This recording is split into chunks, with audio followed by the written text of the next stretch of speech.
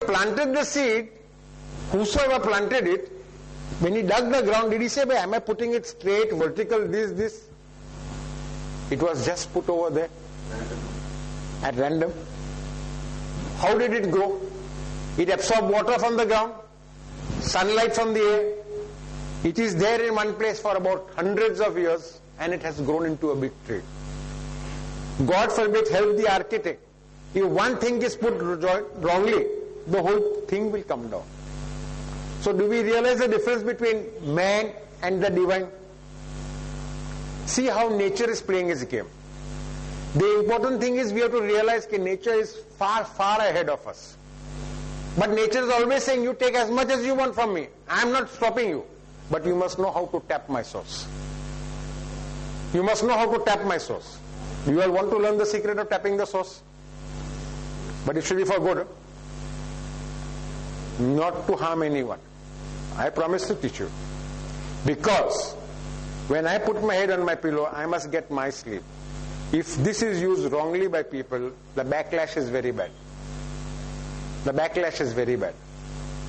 I will teach you 2 meditations. One is, as the word is, awareness meditation. It's a very simple thing. It can be done by anybody, anywhere, any place, anytime, before food, after food. Very simple. What is the first thing which God gives you when you are born? What is the first gift which is given to you? Breath. Yes, excellent answer, breath. What is the last thing that He takes away from you? Breath. How often have we given importance to our breath? Incidentally, is everybody breathing over here just now? Voluntarily, involuntarily, yes. But did you ever give this a thought? No. So this is the first step of you being aware of where you are. Your breath. Now, nature is saying, nature always comes up with simple solutions to complicated problems. We human beings, today you are in this group, doctors, lawyers, psychiatrists, they come up with complicated solutions to complicated problems. Because that is a profession, not with nature. Because there's on a one-to-one level. Millions and millions of people want to talk to nature. Take the solution and go. See, the second secret is never ask God what you want in life. Please remember this. Never ask. Say, give me what you feel is best for me, for my family, and for our health. Never ask. See, there was a joke on this. One man was constantly, pestering God. God, I want a Honda car. Very big person, very big, filthy rich. I want a Honda car. Bhagwan bolta hai, bhai, usko de do. I've got to attend to so many other people. He got the Honda car, he started using it, he was very happy. After about 15 days, he gets a dream. God says, I am sorry. You asked me and I gave it to you. But you are destined for a Mercedes car. You were destined to get Mercedes, but you asked me for a Honda. So I fulfilled your wish. So never ask God, give me this and give me that. Never do that. Say, give me what is... See, you must also know how to play a little game with God.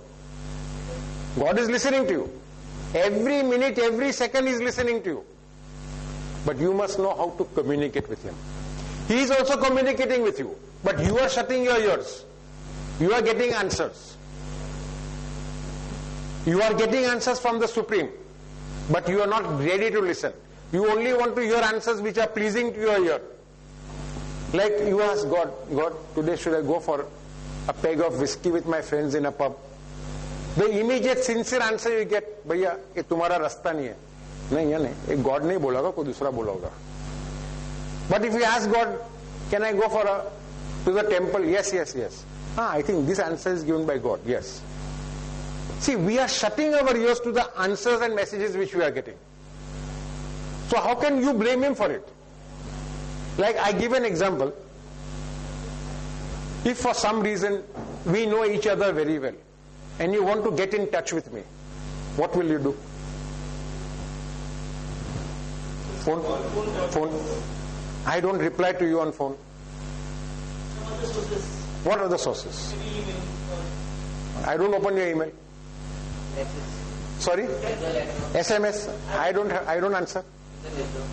I don't reply to your letter. I will go out to consider. Sorry? I'll come to you Physically? Okay, I don't see you. I refuse to open the door. What will you do? What will you do? Send legal notice. Sorry? हाँ? मैं आऊंगा नहीं तुम्हारे सामने. हाँ?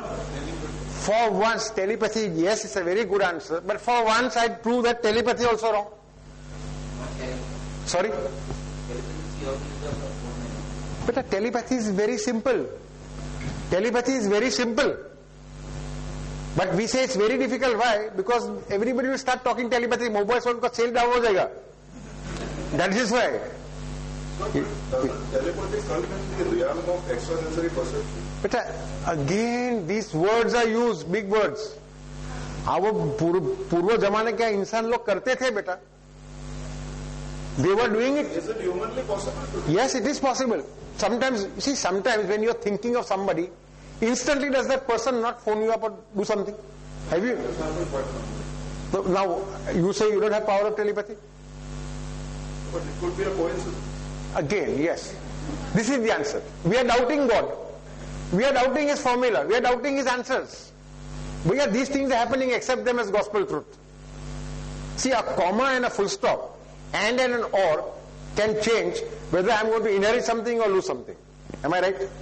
This doesn't happen over there. There, this thing is still the last pie. For what you do, you will get.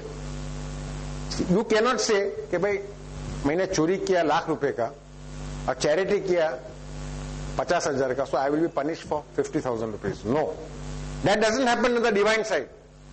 On the divine side, for the chori, you will be punished for what you have done. For the charity which you have done, you will be rewarded for that identically. You cannot offset balances over there.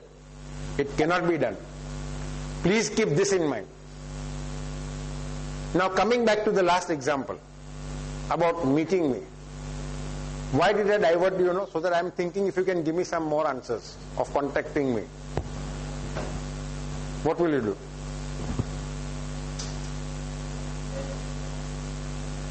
Yes, you want to say something, gentlemen?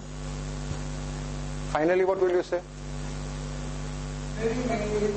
Sorry? I prove all of you wrong in this. You try your best to contact me. So finally, what will you do? Come on. You don't want to throw me out. Then say that, no, what are you waiting for? Then say that, what are you feeling bad for? Then finally you will say, to hell with this person. I don't want to go to him. Develop hostility. Hostility. But ultimately you will say what? To hell with, give up, give up. Yes. The same thing is with your thought. The same thing is with your negative thought. I am trying to correlate some two ideas. The same thing is with your negative thought. You see, unfortunately, God has given us a very good gift.